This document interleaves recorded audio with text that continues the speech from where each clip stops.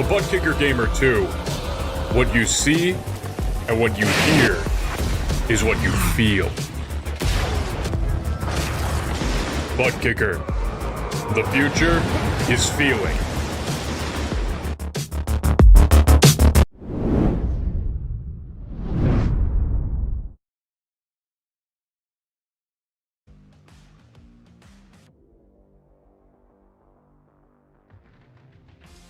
Tonight, it's time to battle for a championship. This is the Precision Racing League in its F3 series, as it decides a champion at WeatherTech Raceway, Laguna Seca, here on RaceSpot. Good evening, everyone. I'm Justin Prince, Derek Watson alongside Rafael Seca producing as we get set to see who picks up the championship for 2023 Season 3. Two drivers have distinguished themselves as the favorites, but tonight, it comes down to a historic racetrack. One of the oldest tracks in the United States plays host to tonight's finale. A track with plenty of changes amongst its elevation, but plenty of challenges for our drivers to close out what's been a roller coaster of a season. It has been a roller coaster of a season, Justin. You see the schedule here.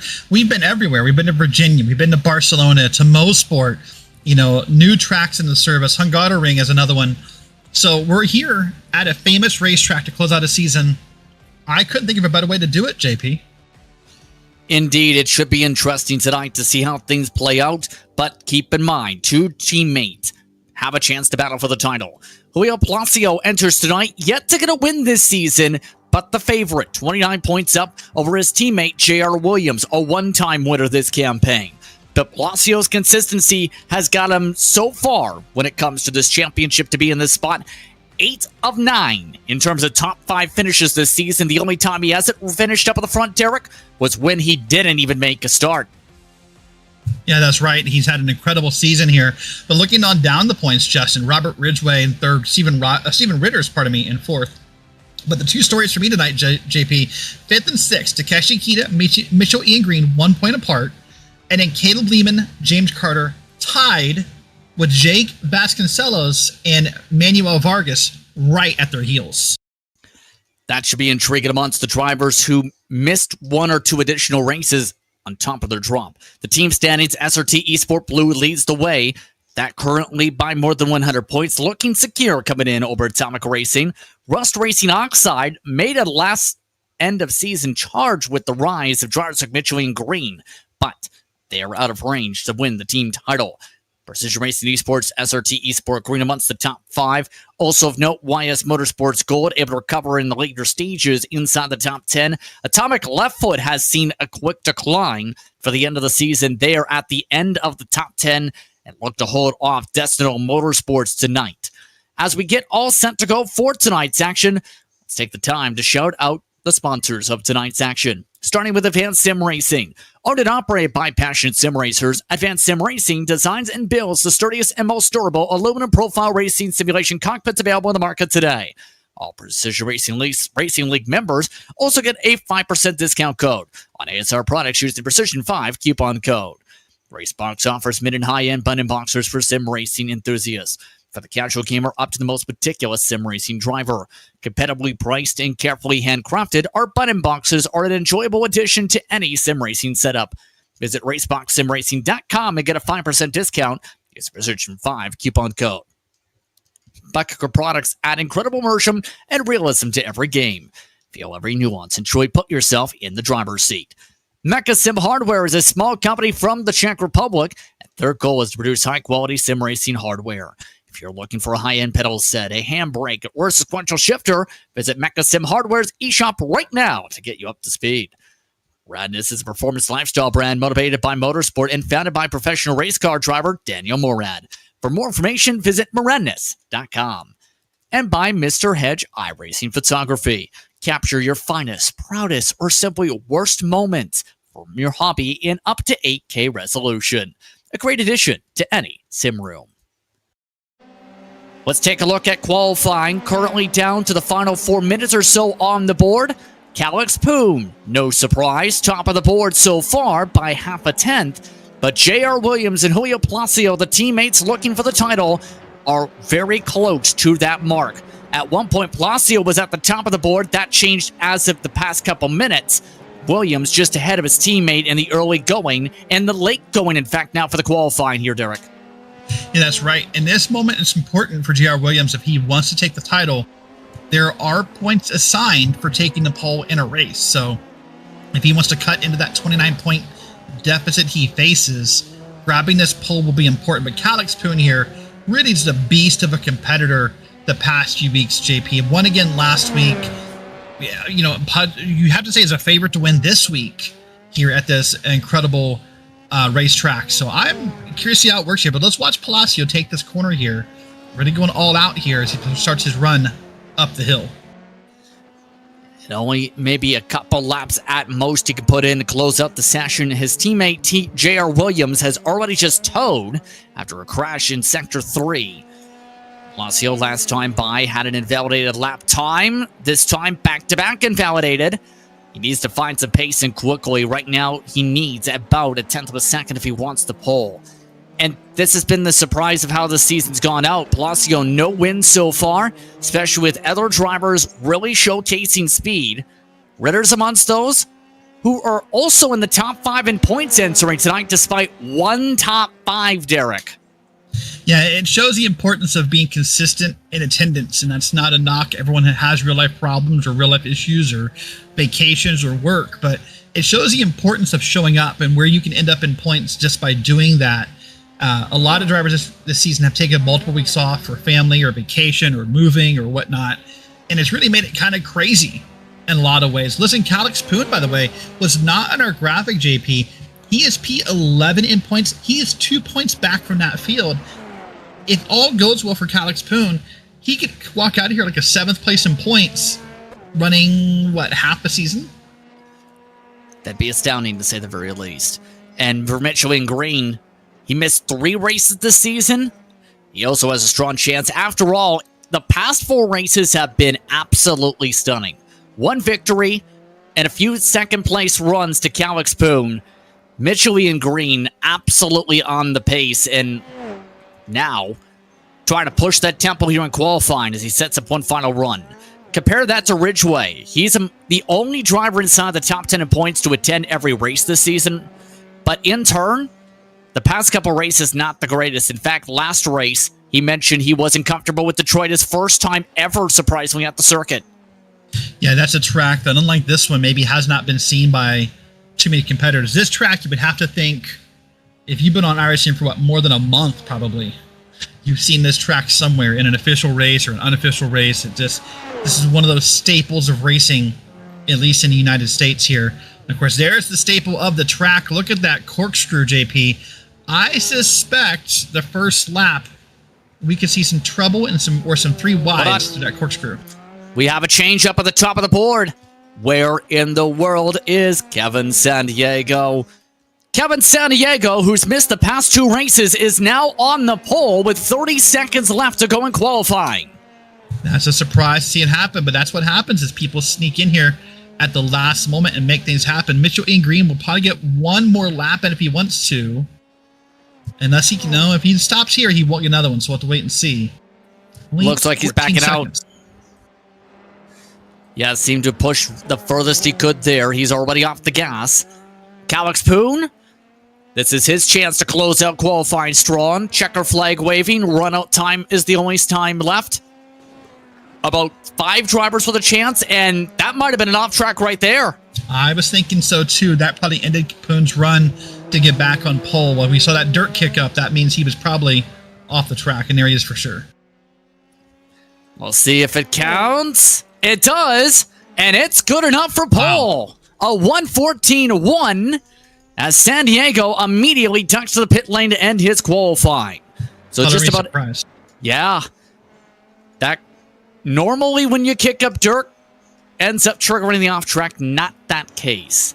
Just one other driver can set a time really on the track now, and Blake Seedy, he's already come in. The other driver, 15th place, that's Daniel Cranefuss, who's already pulled to the side. So just like that, just about everybody who can set times has completed their runs tonight, Derek. It should be a thrilling finale. What do you expect when it comes to the racing action here tonight? I expect to see a lot of calamity in the corkscrew for the first couple of laps until we separate this field. if you want to win this race, you have to be prepared to dodge whatever happens in that particular corner. There's Steven Ritters as he comes off the racetrack, and in turn, should just about beat the time to trigger the start of tonight's action. 21 drivers are in the field for tonight's racing here in California. Question will be which one gets the victory tonight. Calix Poon has been on a tear since coming into action after missing for the first 6 races. He scored 3 poles, make it 4. Now official here in this race.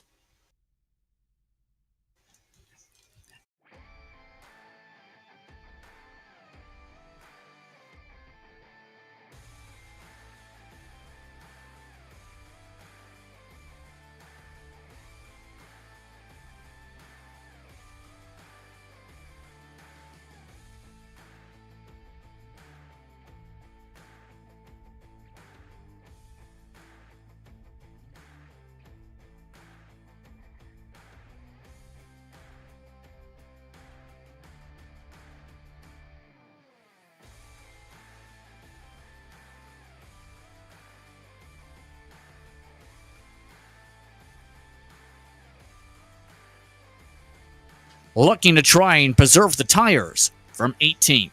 Rounding the drivers taking times, Richard Swindells and James Carter, and one driver did not get a clean lap in qualifying. In fact, they did not attempt qualifying.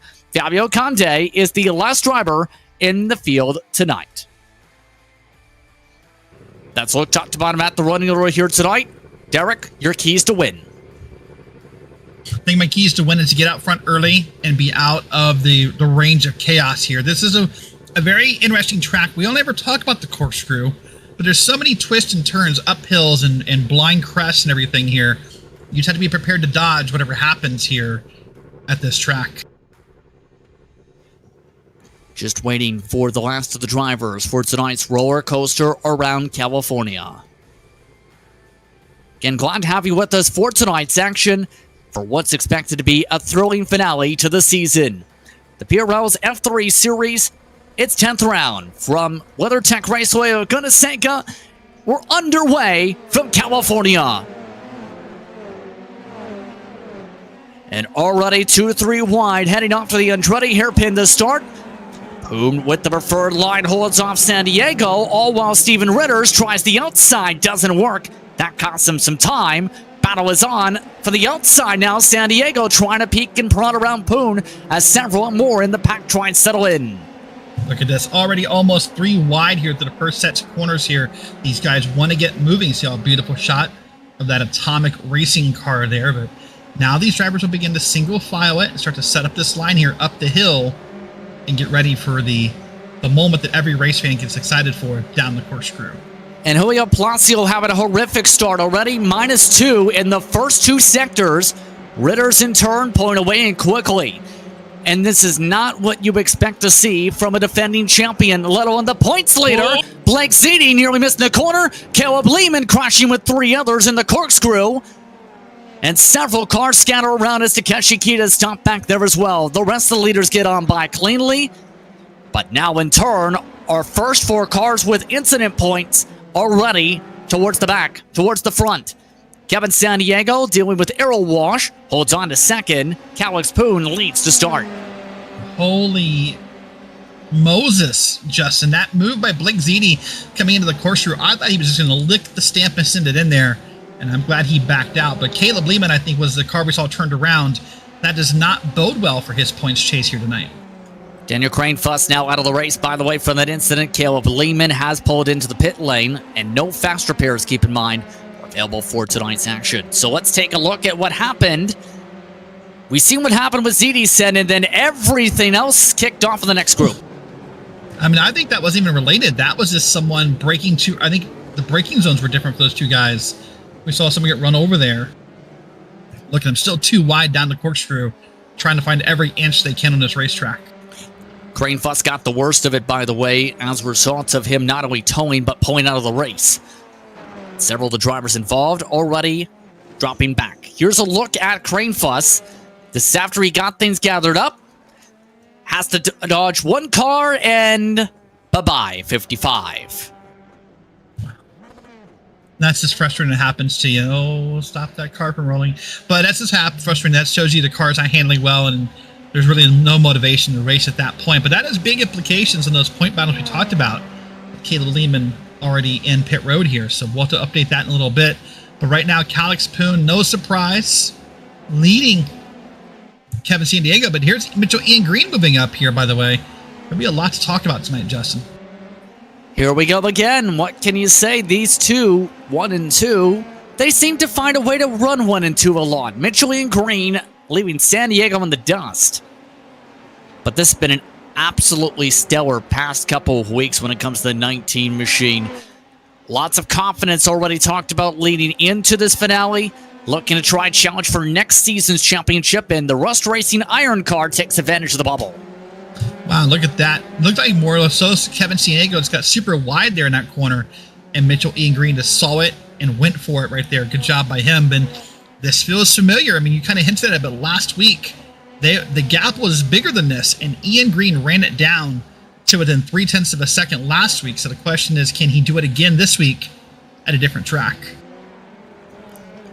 Huge question indeed with how things have gone on the early going as we take a look at Placio. Currently 6th on the racetrack. Kind of not the way we expected things to go for Julio in the early going, as we just talked about a bit here.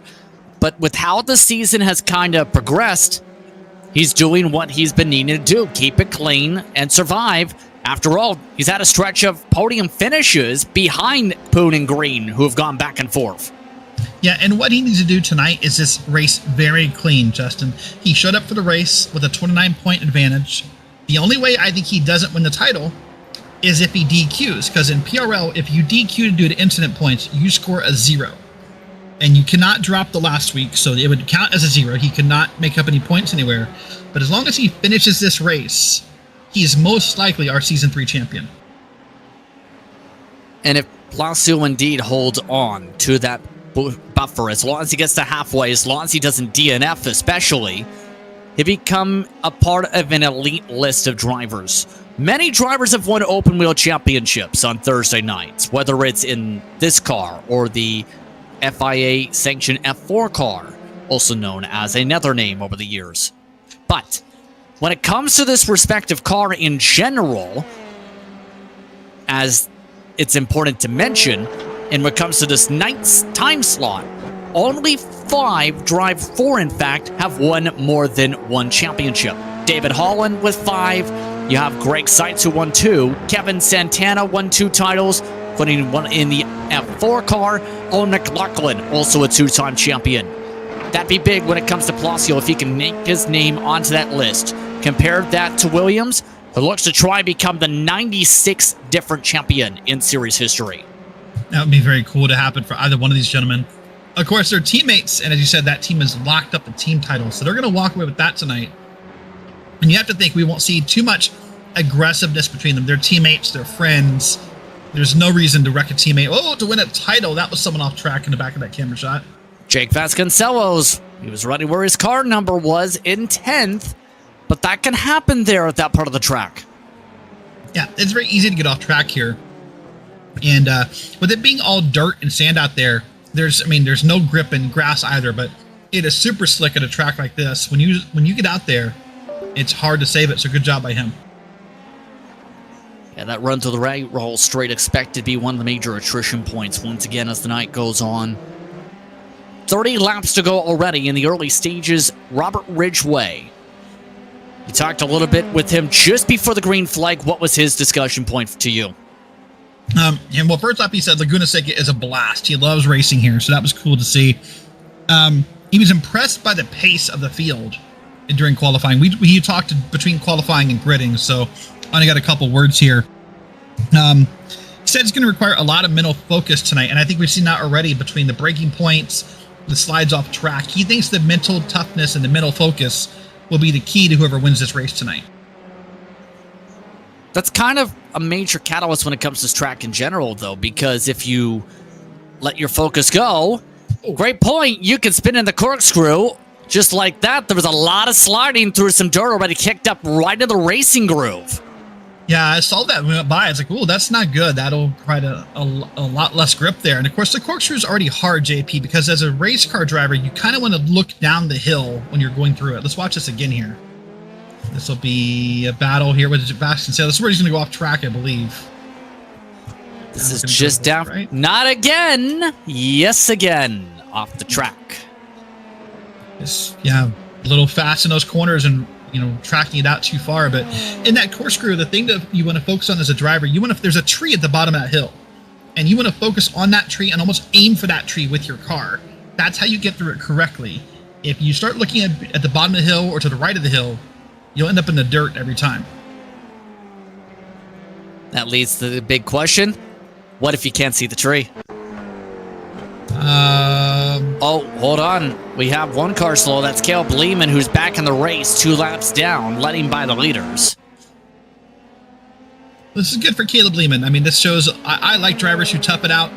You learn a lot about yourself as a race car driver when you can do moments like this and you can continue to race. And listen, when you're points racing, you got to do anything here. Oh, a little wide, but that's the right thing to do to let the leaders by. But I'm proud of him for coming out and trying this. Just trying to finish the race. What can you say? You want to finish the last race. Just don't hit your teammate like you nearly did right there. But yeah, that's up the not front. Advised. You were saying? I said, yeah, that's not advice. I was side commenting. Sorry, continue. Was about to say your top 2. Where have we seen this movie? Oh yeah, every single race almost the second half of the season. Putin, Mitchell, and Green, nearly a second plus over the rest of the field already. Yep, so this is what we saw last week as well at Belle Isle when we saw these two gentlemen racing the same way. So I'm excited to see how this finishes. If it's as exciting as last week, folks, you're in for a heck of a finish when we get there. So lap 8 of 35. So, you know, a little bit now before pit stops will begin. So we'll talk about that later. So JP, you and I were talking earlier pre-race. I mean, Laguna Seca is an iconic racetrack. It's known everywhere by all race fans. I mean, usually just for the corkscrew, but for well more than that. What is the first video game or simulator that you recall racing Laguna Seca?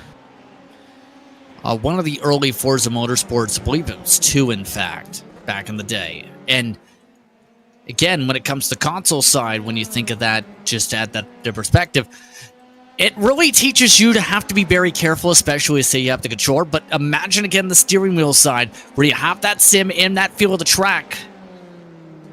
I don't think I'd let you answer the question. Oh, that's okay. No, you were doing your good there. Now, I think for me, as well as for our producer Rafael Osenke, it's going to be Gran Turismo 2 was our first exposure to this track. I mean, I remember the first time being mesmerized by this track, both for the corkscrew and for the elevation. There's a lot of elevation in this track, JP, and as a console driver, it threw me for a loop. Yeah, there's a lot of elevation when it comes to the corkscrew, especially somewhere around 6-7 stories has been the reported number if you look towards it, in the hundreds of meters, in fact. And it's so easy for the car to get light, as we've seen already today, just in that section, because you're basically dropping like, well, a roller coaster corkscrew. Yeah, you know, and for me, the hardest part of the elevation is not the downhill corkscrew, JP. It's when these cars are going up this hill, there's a couple moments that are hard to see from outside cameras. This one right here we're coming up on, these are blind crests of the hill when you're racing. If there was a wreck on the other side of this hill, you would not know it until you cross that over top of that hill. And then there's that crest over that hill. See the trees a little bit to the right referred to, but let's take a look around the track. Amongst those doing well so far, Jeff Groff up 3 positions. Yeah, doing pretty well in that beautiful blue, red, and I guess we'll call it highlighter yellow. Is that the yellow we're going with tonight? It looks more greenish yellow than highlighter. That's fair. Yeah, I'll accept that. But doing a great job here, up 3 spots, as you said. Got the Race Spot logo on the side of the car, so thank you for that. We do appreciate it. But there on the right of your screen, excuse me, left of your screen, I know my directions. You'll see the ups and downs, the movers and shakers, if you want to call it. And Mitchell and Green up 3. We got Byron Daly up 2, making an appearance tonight and doing well so far. Byron Daly, of course, very busy when it comes to the real world, as we've talked about. But former champion as well in this series, and championship contender, rather, as well. With 25 laps to go. Lead 3 still setting the tempo. And remember, the main point to consider, Mitchell Ian Green seems to prefer to push on the back end or at the back half of this race. Calix Poon prefers the clean air. It seems to be a trend that we've noticed in each of these battles. It does indeed. And I think the other difference we saw in the battle is maybe tire preservation. And I heard those words tonight from a few different drivers while doing some prep for the broadcast and doing some talks and some chats, is that tire preservation matters. And that may be the difference as well between Calix Poon and Mitchell Ian Green at the end of a race, is who preserved their tires and who has something left. If we can scoot on back and give some camera time to, the biggest person to talk about it, ironically, back in P15 was James Nonamaker. When he and I talked pre-race, he was all about tire preservation and was concerned about it because he thinks that would be a key to finishing well tonight, is that tire preservation. Nice job to the corkscrew there. Keep in mind the track temperatures are very low tonight, just 72 degrees Fahrenheit currently, so it's very cool, especially for a summertime race, but it is a morning to afternoon time progression. So we start off at 9 a.m. in sim today, or we are at that point rather, but in turn, that's going to progress things. I'm not sure how we are the 26th ago, but technically it's August 26th in sim. But in all seriousness, when it comes to that part, usually you expect the track to get a bit hotter. We'll see. Speaking of hot moments, Mitchell Ian Green losing some spots. This has dropped him to 7th. Oh, that's not the way to do that. Nice save, though. Good job. He'll wait for the clear track here. He'll rejoin safely. Oh, maybe a little closer than I wanted him to, but he's good. He'll pick back up the pace here. That'll probably take him out of the shot of winning, but still a very good finish here. That puts Kevin San Diego back in second. J.R. Williams up to third for your top 3. Meanwhile, Caleb Lehman, he's been trying to run clean since 2 minutes of repairs. It's not going well. No, it's not going well. That's hard to see. Sorry, I was reading a note, but no, that's hard to see. That's why you'll see some drivers just give up on a race. So once you damage a car, it's hard to race a car like this with any kind of damage, just because of how finicky this car can be on handling. Yeah, so Mitchell Ian Green, who was keeping on tempo with Calix Poon, now in turn 11 seconds behind Byron Daly in his draft. And this might be one of the big tests when it comes to Mitchell Ian Green now, is can he recover to get a solid finish? Because if he wants a chance at the championship next season, these are the types of moments you have to bounce back from, let alone minimize, let alone not have, if it comes down to it. Yeah, you're exactly correct. You need to minimize mistakes and minimize moments like that, because they can hurt your playoff chances, hurt your point chances. And also, it really just frustrates you as a driver when, those moments happen. It's hard to recover mentally from those and not make more mistakes. You see, very close to some of the off tracks up the Rahal straight this time. This lap already, he's picked back up 4/10, in fact, half a second now with the race leader in Calix Poon. He is in full push mode after conserving early. Yeah, that's what we call driving angry right there, Justin. That works for some drivers. When you drive angry, you push corners, you push braking points, you make up time. The danger is when you push too far. He's now picked up the draft of Larkamp, by the way, as well as Julio Placio, who's just up the road from that regrouping. Good news when it comes to that sim rig we talked about a month or so ago. It is fully functional as of a few weeks ago. Larkamp able to get the time off tonight to be able to make tonight's race.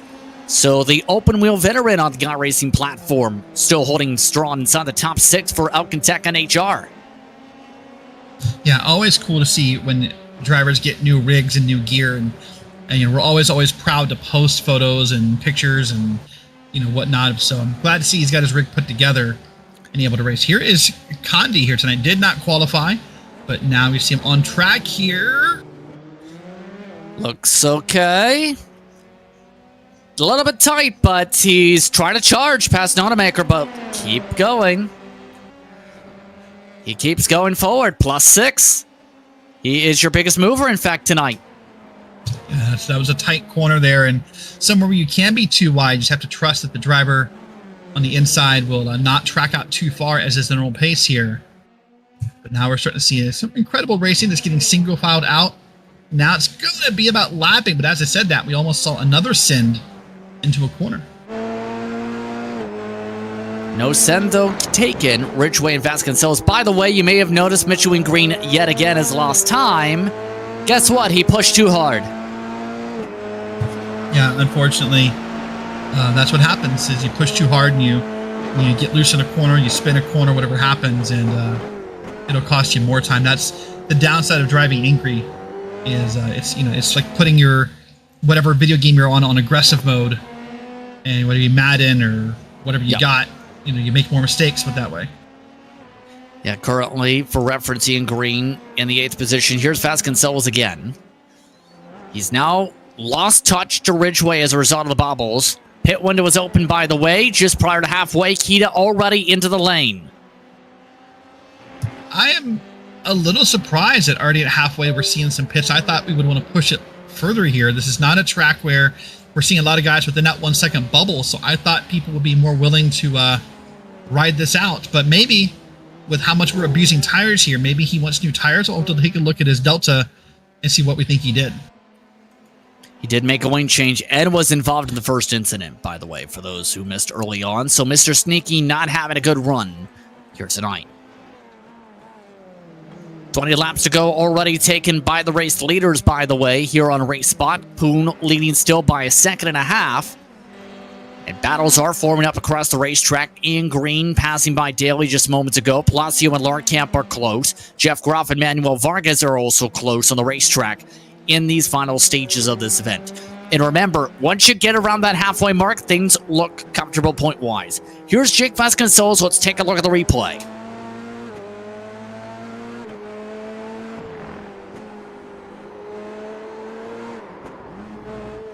Very easy. That's an incredible save, though. Oh, my gosh. It's very easy for that to get loose, I meant. I didn't mean to save it. No, I know you meant. I was having a side comment of just how great of a save that was. That there's a lot of drivers who would have looped that around and ended up in the sand. In turn, the 10 machine in 13th spot still. Let's take a look at the next battle. Vargas and Groff. Manuel Vargas doing Manuel Vargas things. And remember when we first started keeping an eye on... Hold on, one car's off the racetrack. That's Blake Zeedy, 9th position. The 50 is off. Coming down here into this corner. And this is a replay involving San Diego as well, who's closing that gap. But the 50 of Zeedy going off and losing several spots as well. Here's a look at the 50.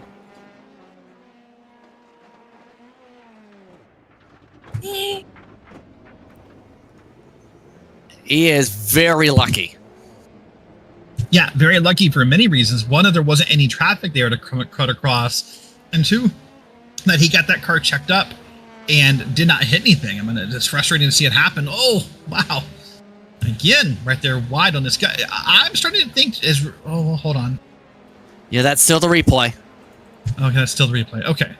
I'm starting to think, JP, as this night goes on, unfortunately, you and I cannot see the incident points as they happen live, but I'm beginning to wonder if those incident points are going to play a factor in the results of the race. We're seeing a lot of guys kicking up dirt, getting off track. It could be a factor here in the next half of race. Just 13 incident points before you get a black flag in sim, by the way. Halfway, this time taken already. Blake Zeedy, by the way, is off the track again in the corkscrew. Here comes the next battle of Nonamaker and Swindells right into it. Nonamaker did a great job of seeing it, anticipating it, and staying to the outside there and not being involved in it. And man, Blake Zeedy's having a hard time. He may think about just pitting now, getting it out of the way, and just kind of giving that mind a second to rest. I wouldn't be surprised. Really, it started on that entry. You seen that entire front tire just locked up all the way down the hill. He did, and what I also saw there was, I'll tell you what, if he didn't hit that wall, JP, that was pure luck. It looked like he did, but I don't see any damage as we watched him come by, so I'm not sure. Here comes Kevin Sandiego. Meanwhile, the Delta Sport car has closed a 2-second gap. It's down to just 7/10 and closing it quickly, just before they reach lap traffic as well. It feels like it's maybe more of an oval term than a road term, JP, but in ovals, we talk about short runs and long runs. Meaning, what did you set your car up for? To go 100 laps without a caution, or to do 15 lap runs and anticipate the cautions? I feel like Alex Poon is setting himself up for short runs, and that's how he gets caught week by week as the race goes on. In turn, though, it's been difficult to keep up with that short pace, so I don't blame him. No, that's the benefit. You're right, is that when you have that short pace, you put such a gap on the field that closing the gap becomes difficult. But now for the second week in a row, and this time much sooner, we're seeing someone run him down, and Kevin Sandiego, hold on. He clipped the turd. Here comes Sandiego. Last time by, Sandiego set his fastest lap of the race in the 5s, the 1:14.5s. Now he's on the gearbox, nearly to the back end of Poon within half a second as a result of some mistakes, starting to build from the 59. And what happens there, just so everyone at home can understand, when you get into dirt like that, you lose so much speed. It doesn't look that way with the cameras we use, but it does happen. Look at the wheel control there. But that's what happens, is you start to lose pace, and quickly, the competitors behind you can run you down. I thought they were going to hit in the corkscrew. I really did. Still no change around when it comes to the two, but right now, that's the major difference too. When it comes to looking at the deltas, half a second on the average in some of these laps quicker. Sandiego, overall, the past 15 laps has been quicker by at least a 10th or 2 a lap. Yeah, so that's going to allow him to close this gap little by little. And then we'll see what happens here. If he wants to undercut or overcut the pit stop and try that, if they pit together, we'll have to wait and see here. Now, the other thing's happening is that these drivers are starting to catch more and more traffic.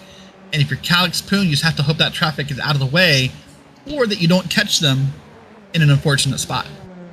Blake Zede, by the way, out of the race, your second DNF of this season finale. So the 50 has pulled out after several incidents prior to the pit stop. Now it's the question, when do they come in? We're nearly at that normal mark. There it is. Alex Poon's in. There it is, and there goes Kevin Sandiego on by. So they're going to use slightly different strategies here to see what happens. So Sandiego will be credited with leading at least one lap tonight, so Alex Poon will not go wire to wire this evening. Mitchell Ian Green, by the way, also in this time by. He got himself inside the top 7 prior to the pit stops as well, with the purple lap of the race. Everyone else able to go by an extra lap. Alex Poon, 4.9 seconds, the quick top off in the box.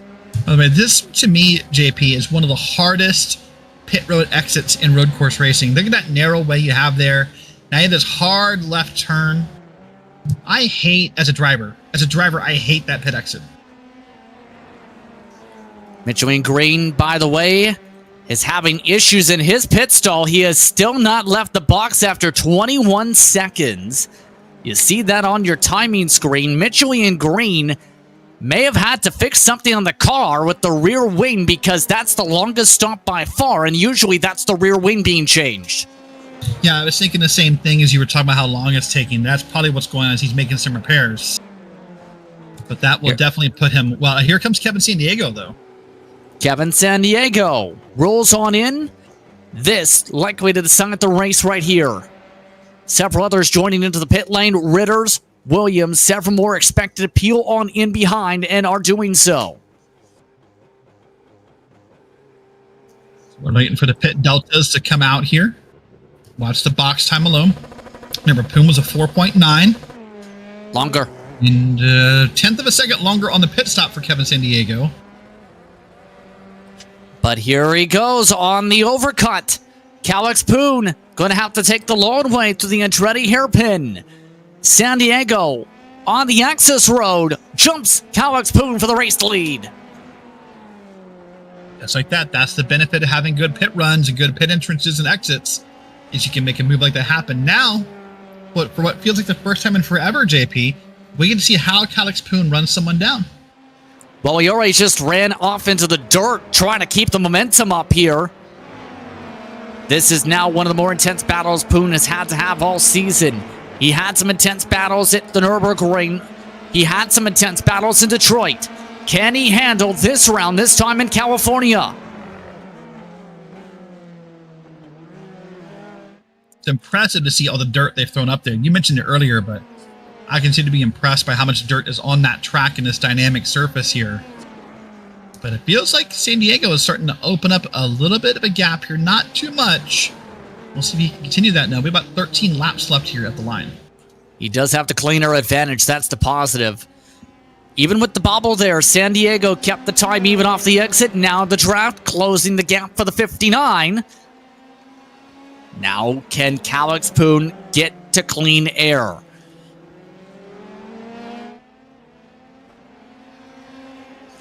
They have a 7-second cushion, by the way, over J.R. Williams. Then it's Ritters and Larkamp on how they cycled after the pit stops. Larkamp picking up a few spots as a result of his pit strategy. Yep, that is a nice move by Larkamp to get up to 5. That puts Julio Palacio in 6. That'll still easily secure him that title as this night goes on. Here's a nice side-by-side battle here through a corner, but it ends quickly as Mitchell Ian Green makes the pass there. So Mitchell Ian Green, who's had a very stellar run of momentum for the past 4 weeks, sees that momentum falter tonight with several mistakes. What could have been because the 19 had the pace to be up here, if not be the leader for this fight for the final stages. That's the ultimate what if right now, right? Is to see what could have, would have, should have been, but not for that spin there. Now listen, if you think you want to race in this race and you want to be on this broadcast next season, you can. Right now, registration is open for PRL Season 4. All the series are open for registration. Head over to the Precision Racing League website or Discord for more information. Listen to this, JP. Sunday nights is NASCAR Cup Series.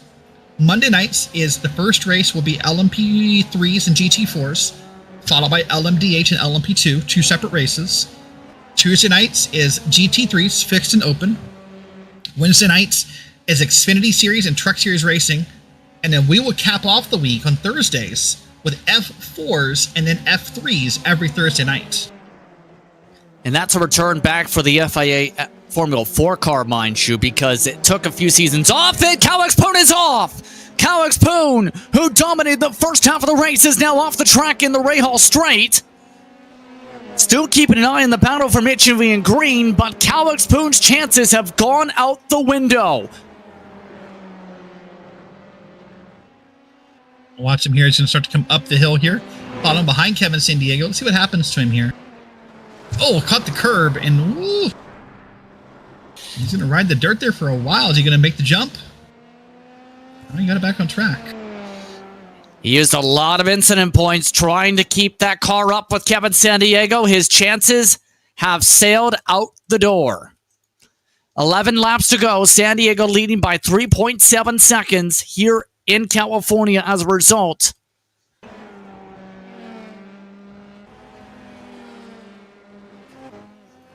Everything's going the way San Diego needs it to go with how things are going. This is another look once again. You see how things were tight prior.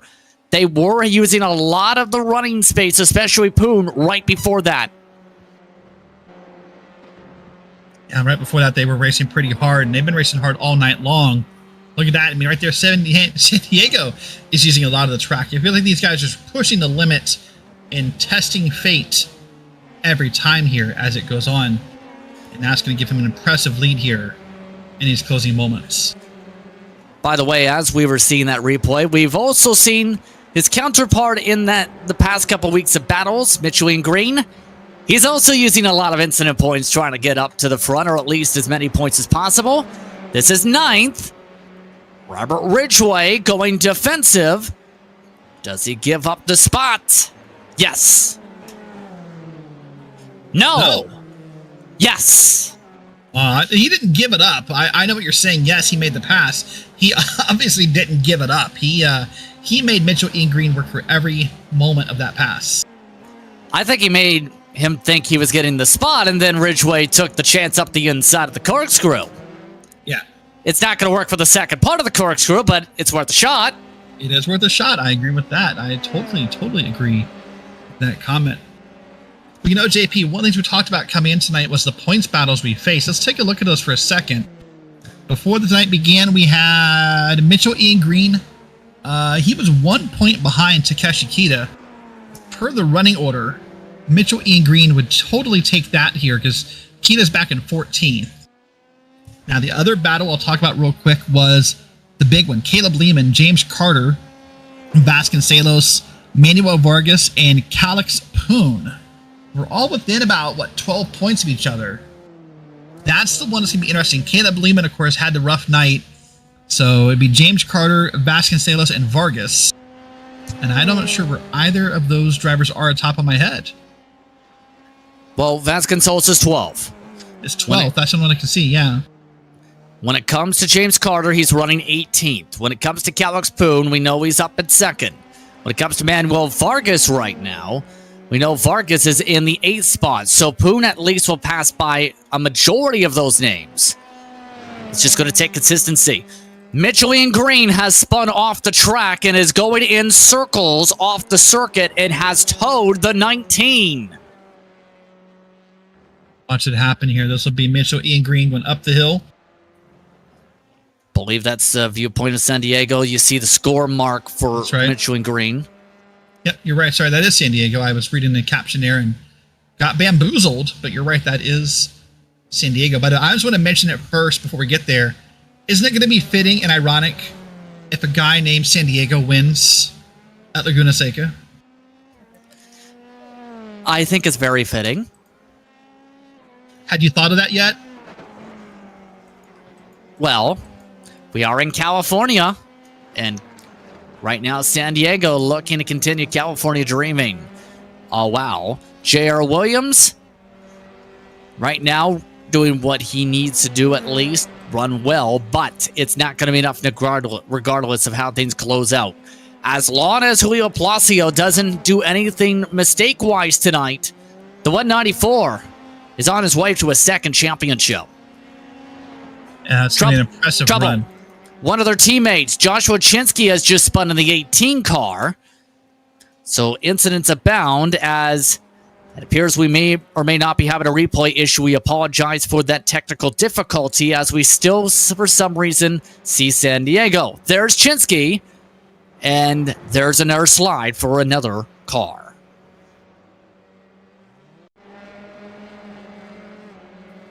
Apparently, the replays really loves looking up the hillside. Well, you know, only so many cameras you can have at a track, I suppose, and yeah, that's a nice spin there.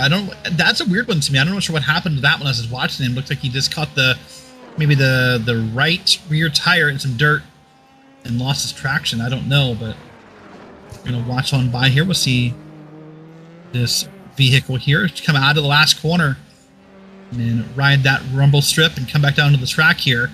We're nearly the end of this race, JP. Like I said, the last question will be incident points. If you incident out at 17 points, you DQ. You score a 0. A lot of our drivers are opting to stop early and not face that fate. So I don't think that's going to become a problem, but we won't know until the last car passes at the last lap. Mitchell Green, by the way, is now officially out of the race. The 19, your third DNF as a result with 7 laps to go. Coming up towards the stripe. In fact, coming up to 6 to go, rather, for the race leader. But some of the other battles, Takeshi Kita, give Mr. Sneaky some credit. He's been able to recover at least to get some positions back. Had to take the wing change, involved in the first incident of the race in the corkscrew. He's still surviving to battle it out now with Swindells. Yep, he totally is still battling and surviving, which is more than you can say for a lot of people at this point here. Same can be said for Lorkamp versus Ritters. And for Lorkamp, not a surprise to see him up towards the front. Usually very competitive when it comes to open wheel action in multiple different series with multiple different types of open wheel cars. But the Pennsylvania-based driver, one of his limited starts on the campaign, looking solid. In fact, this is his first in this series tonight. Yeah, it's not someone we see a lot of, obviously, so always happy to see him. Well, check that his second. The first one he DNF'd in. Right. So yeah, we don't see a lot of him, but we're always happy to see him around when he does get a chance to race and be in the broadcast here on Thursday night. So welcome back. Glad to see him here. Now the race lead, really, Kevin San Diego, by the way, has opened that up. 3.5 seconds, 4 seconds now on Calix Poon. So nothing is secure, as we found out tonight. One touch of a dirt and you would give up everything. But it seems more and more likely that Kevin San Diego will win once again here. And, that would make it to where our title holder, Julio Palacio, did not win a race all season, but will likely win this title. That's kind of a little bit amazing. And even the one championship he had 1 or 2 wins or was in the conversation for many wins, he's, for the most part, just again been the staple of consistency in a season where no one else has been able to match half his number outside of his teammate in Williams. Yeah, that's true. And you're right. Consistency is a thing that, we like to preach to ourselves as drivers or as team leaders to our drivers, is consistency and just finishing races, because you never know what can happen. It's incredible to see here. Right now, all he needs to do is keep it clean for 4.5 more laps. He's right now right behind this battle going on for 4th, Larkamp and Ritters. Driver very slow. Is he just letting someone by? That was Chinsky. So, okay. It's odd to see a driver that slow in an F3 car, so the visual caught me off guard for a second. But that's a very professional move by Chinsky to just back out of the way and not be in the middle of the way through that corner. Can Ritters make a chance around this move? He's only finished, Ritters has, once inside the top 5, nearly losing it there. And that might be enough for Larkamp to hold on for 4 more circuits. By the way, as an update, since we saw Mitchell Ian Green have those problems earlier, that means Takeshi Kita will win that points battle between them, the 1 point different point battle. So Takeshi Kita will likely take that, as Mitchell Ian Green's now 8 laps down here with less than 8 laps to go. And here's a look at Chinsky. This is exactly what you're just talking about. Here's the thing when it comes to Chinsky. He was also amongst those with troubles. His teammate Lehman also in troubles earlier. They're 16th and 18th respectively. That still scored them points over 3-4 different cars. Yeah, that's the important part sometimes, is doing the right thing and still scoring points, whether it be for yourself or your team. That can matter a lot here. Well, let's talk again about that battle for, is it 7th on back at this point? It's going to be Lehman, who's out, James Carter, Vasconcelos, Manuel Vargas. With Calix Poon out of the race, he will probably, or still in the race, Hardy. He could matter as well. So keeping those names an eye on the leaderboard here. Right now, Manuel Vargas is up to, still in 8th. So he would likely win that battle of points, I would think. It's all going to be very close. Again, that's all currently projections unofficial based on the potential of penalties. Again, the start of championship week for those just tuning in for the first time for PRL action. New season starting up in a few weeks' time. Already, the Truck and Xfinity Series campaigns coming to a close last night. The Milwaukee Mile, as well as action over at Daytona, closed out those respective championships. A few other championships are to be decided throughout the rest of the week. But here is what we can say now for this race and this title fight. Kevin San Diego on his way to his 2nd win of the season if he can hold on for 2 more circuits, more than 4.5 miles to get the job done. Julio Palacio on his way to winning a 2nd career championship, one of just 4 prior, making double-digit runs for championships in this series, or rather multiple championships. History being made tonight as San Diego takes 2 laps to go. That's right. And last night, Tara Bradford and I closed out the Wednesday night Season 3 run with Xfinities and trucks. We had 2 different races. In the truck race, we had a race winner and a points winner. They were not the same person. Ironically enough, at Justin, at Daytona, your race winner was also your points winner. I would have predicted it backwards. Yeah, what can you say? It's that type of an intrigue when it comes to things. But Ooh, in look turn, look at that right there. or Slippy Slidey. I have to think Vasconcelos is getting close to that 13 or 17 mark, Justin. We've seen him a bunch of times off the track. I'm not wishing it or trying to be negative about it, but I'm just getting concerned about that incident point number with 2 laps to go. Just seen the biggest movers and biggest shakers on the screen moments ago. Fabio Conde, still your biggest mover, up 9. Coming up to the final lap of the season. No one's been black flagged for incident points as we approach the start of lap 35. Kevin Sandiego's coming around the final corner to start the final lap of the season. 5 seconds the gap. Calix Poon falling off after his incident. Kevin Sandiego taking the lead with the overcut, looking to close it strong. Final time of the year. To keep our references going for the night, you'd have to say he's having those dreams of Californication, as the Red Hot Chili Peppers called it, when he's just running this lap here and hoping nothing goes wrong. Such a dominant race in the final stages for him. See, it looks to close it out here in Northern California, or more so the mixture between Northern and Southern California, between Los Angeles and San Francisco tonight. The 88 has had speed much of the year, but missed some races. But in turn, when he's had the speed, he's had the speed. And he definitely has had the speed. I'll make one more reference and I'll let it go. You know, Katy Perry said California girls are undeniable. What's undeniable tonight is that Kevin Sandiego has walked away with this race and will likely take the checkered flag. Checkered flag for the final time this season. Kevin Sandiego closes it out with win number 2. He wins at WeatherTech Raceway of Laguna Seca. He gets it done by more than 5 seconds. But more importantly, many times drivers have made championship runs in this series and in this time slot. Many times they've done so just once. You have to be elite to do it multiple times. Say hello to your 5th ever multiple-time open-wheel champion, Julio Palacio, wins the F3 title. A great consistent run all season, and consistency pays off for Palacio here. And I'm hoping he'll take a moment and do a burnout or a donut or whatever he wants to do, but he deserves it. Jake Vasconcelos able to hold off the charging Conde in the 111. It's one of the final battles on track. Takeshi Kita and Richard Swindell expect to be the final finishers as the SRT Esport drivers, some of them have technical problems, others in the midst of celebration.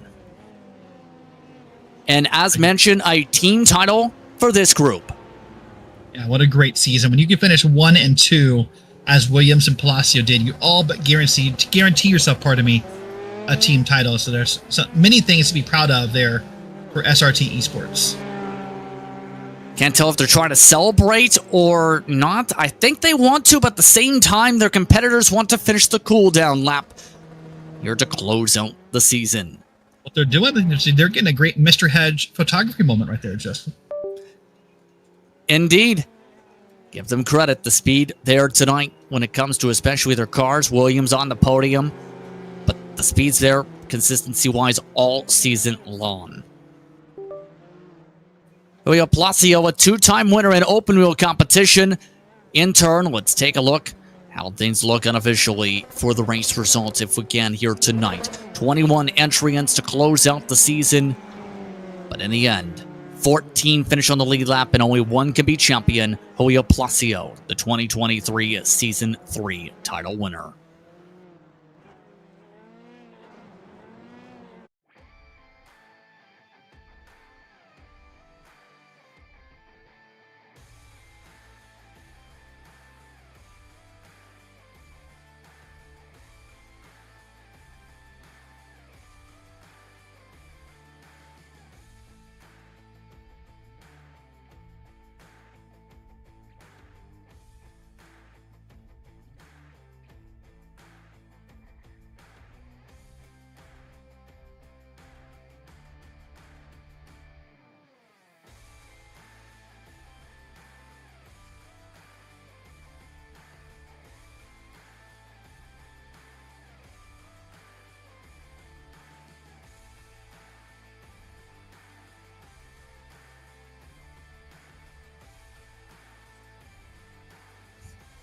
But an intense one tonight here from California.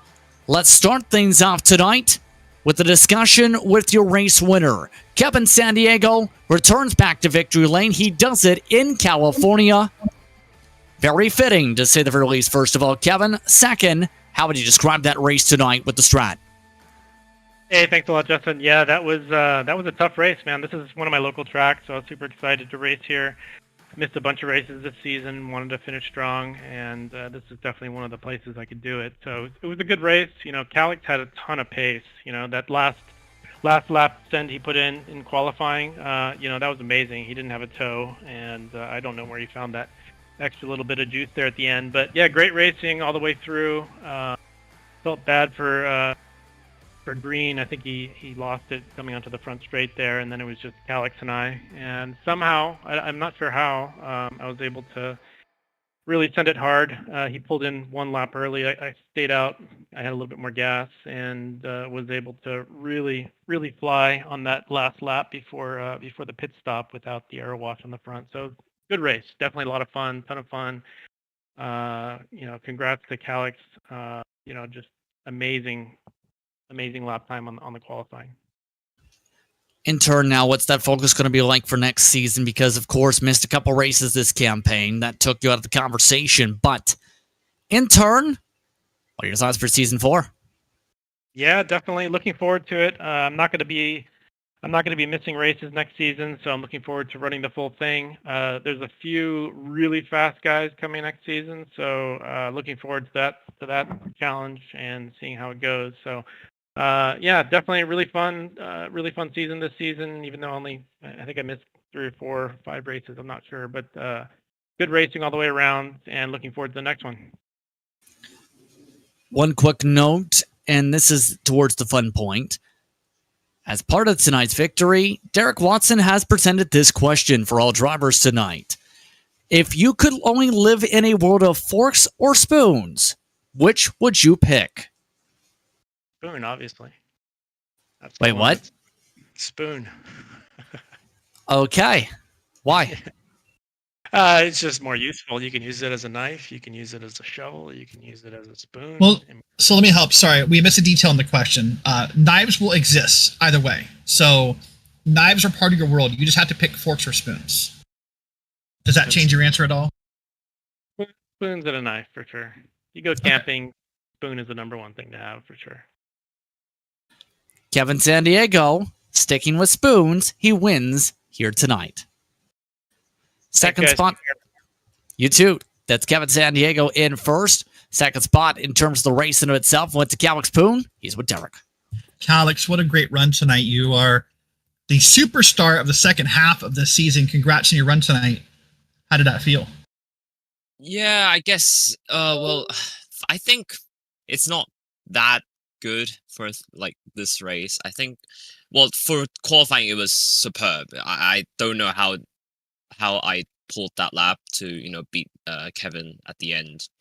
I mean, that's crazy. But yeah, the race, yeah, because there's like a problem for like with this combination for me is that fast left-hander before the corkscrew. That's like really hard, and I wasn't able to, you know, be consistent every lap through that part. And yeah, it's just as you, I'm not too sure if the broadcast like watched me ran wide into the gravel, but yeah, it's just a lot of mistakes through there, and because I pit a lap earlier as well, and I got a bit of traffic, and that really, yeah, these two factors really cost me the win today. But yeah, I guess still second place is still pretty good, and a lot of points. So yeah, there are 17 or 18 other drivers who would be happy to be where you are in P2. So still a solid run. Yeah. So I know we talked a couple weeks ago after post race. You kind of said that, you know, with school and everything, you're probably not a full season competitor for season 4 either, right? Probably not, because I don't think I'll have the accommodation, like, or the rig set up, yeah, in time. So Well, I'll tell you, like, it's been a real pleasure watching the second half of the season with you in it, and just kind of watching you come through and burst through the door. So you may be disappointed in second place, but know the others are proud of you for the performance you've put on. Yeah, I mean, of course, at my position, like already getting a pole position, you would probably want to get the win. But Right. yeah, of course, it's still really, really good for second place as well. Great. Well, listen, so we've been doing this thing at the end of our interviews, been asking a silly question just to kind of lighten the mood and learn about you guys a little bit. So here's your question. If you could live in a world where knives always exist, but you can only choose forks or spoons for the rest of your life, what do you pick? So like choose between forks or spoons. Yeah, so you're always going to get a knife, but you can only have forks or spoons. I guess fork, because you kind of need to use it with the knife. You need to use it for what though? Like what? I don't know, What? steak or whatever. What about ice cream? I don't think I need any kind of. I think I can just use my mouth. Yeah. You're just gonna stick your whole head in the container of ice cream, huh? Yeah, probably. All right, that's a strategy. You're gonna get an ice cream headache doing that, but more power to you doing it. Well, listen, it's been fun watching you, and whatever races you get to do next season, we'll look forward to seeing you there as well. Okay. Mm-hmm. All right. Well, that's Calix Poon. He finished second tonight, Justin, and back to you. Yes, indeed. Thank you so much indeed, Calix. Meanwhile, let's do the final interview together, because not only was it a championship clinch drive when it comes to what we've seen for Julio Pasio, but J.R. Williams, his teammate, helping clinch the team title. So let's start things off with the fifth ever multiple-time champion when it comes to open wheel Thursday night action, Julio Pasio. You are a two-time champion in this series. First of all, how does it feel to join an elite club, multiple one-time winners, very few multi? Yeah, thanks, guys. It was a tough season, and congrats to JR and everyone else. They raced really, really cool, and it was tough having a little bit of a lead there. So I ended up doing a bunch of points racing, but yeah, it was a lot of fun. In turn, JR, as well, you kept things pretty competitive when it comes to the championship fight. What was that from your perspective tonight? Podium tonight, but in turn, finishing just behind your teammate. No, it was great. Like I think I said earlier this season, I came in this season really hoping to work with Julio and get that team championship. So I'm so proud that we knocked that out. And then once we had the incident where I got kind of taken out at Donington, I knew unless Julio just had a really bad and unfortunate incident, that was pretty much it for me. So I just wanted to hang in there, and I'm happy with the finish. In turn as well tonight, in terms of this, how would you describe that building progress this season, or process rather, Julio, to be able to get the team title, but also get yourself a second title, even without the win on your part? Yeah, I mean, we came into the season, shooting for the team, and we were going to see what would happen on the individual. Had a couple of opportunities early on to maybe get some wins, and then I realized, as JR was saying, the way some of the races fell and some of the other folks, it was like, I think after Aragon and Donington, it was one of these things of like maintaining that lead. So it's actually really hard to drive, as crazy as it sounds, because it's just nice to go out there and give it all you got and go for the win. But yeah, I mean, it was something where I think consistency was rewarded. So we'll take it. What's the focus in turn like for next season, JR, especially with multiple different series in PRL you're a part of? Yeah, I'll see if I regret that. I'm very excited. I've been trying to push for us to have more prototypes represented, so I'm really excited for that. But I do think, as far as competitiveness, I'm really looking forward to F3 again next season, and to see if we can get a two-time team championship. And one more question, I'll ask this to both of you. This is from Derek, and it's going to sound really intriguing, but if you could only live in a world of forks or spoons, in which knives still exist, mind you, which would you pick and why? Julio. I would do a spoon because it's easier to eat applesauce. Wait, just applesauce? Yeah, maybe some pudding too. JR. No way. Forks all the way. You gotta get into that steak. Forks Okay. all the way. But can I counter argument for a second? If a steak is cooked correctly and it is tender and juicy, you can stab a steak with a spoon. Pardon me. I'm just saying, if a steak is cooked correctly, you can stab it with a spoon. Nah, if you need a spoon, you get in there with your hands. If you anything else, fork all the way. Wait, in what world, Derek, are you having quite the quality of steaks where you can just stab it with a spoon? What world of steaks are you not? What are you doing? Well done steaks? I don't understand. I don't think he's searing his steaks. That's what I'm hearing. I like blue. Them cooked blue, if you get what I mean. So, the opposite of that. But interesting perspectives. Congrats to the titles. Thank you so much. Thanks, guys. Appreciate it. They may disagree on if spoons or forks are better for the world or in a world where one of those only exists, but they are champions tonight. Derek, your final thoughts on this season as we've now finished up the campaign with a run here in California. Well, JP, my thoughts are first to say thank you. This is our first full season doing PRL together, and I've had a blast working with you. We've worked together in some smaller stuff, but thank you for making me better and for pushing me and motivating me to do that. So, shout out to you. You've been a lot of fun to work with. But to PRL, to the organizers, to the admins, to the sponsors, thank you. I've had a blast. I'm already ready for next season. And again, if you want to join the next campaign, signups are still open for 2023 Season 4 to all drivers and to all members of the iRacing community. Go to precisionracingleague.com today and go to the forums and check out the series details and sign up there to see if you could win a PRL title. On that note, it's time to say goodbye. For the rest of our broadcast crew, for Rafael Sankey, for Derek Watson, I'm Justin Prince saying so long. Enjoy the rest of your day or evening. You've been watching the PRL's Formula 3 series from the virtual version of WeatherTech Raceway, Laguna Seca. Congratulations once more to Julio Placio, your two-time champion of the F30 series.